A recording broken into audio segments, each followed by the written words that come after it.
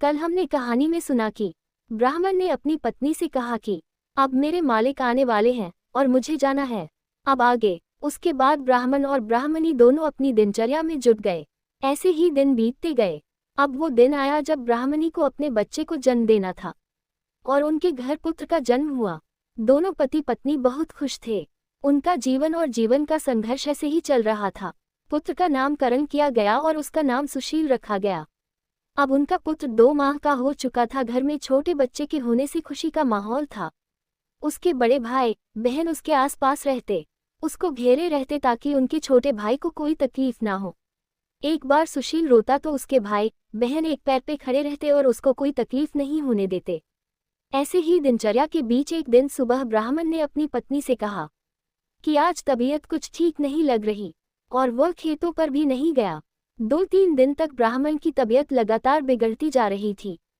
ब्राह्मणी ने अपने बड़े बेटे को, जिसका नाम सुशांत था, उसको वैद्य के लिए दवा लेने भेजा।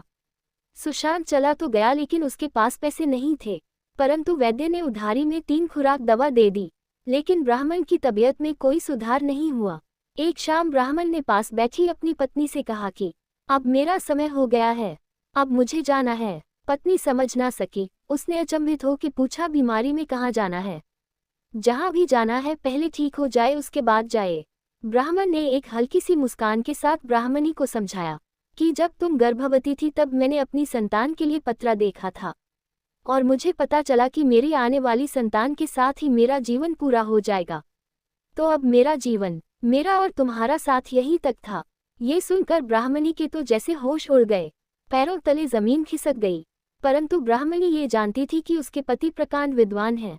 उनका ज्ञान गलत नहीं हो सकता और न भविष्यवाणी गलत हो सकती है।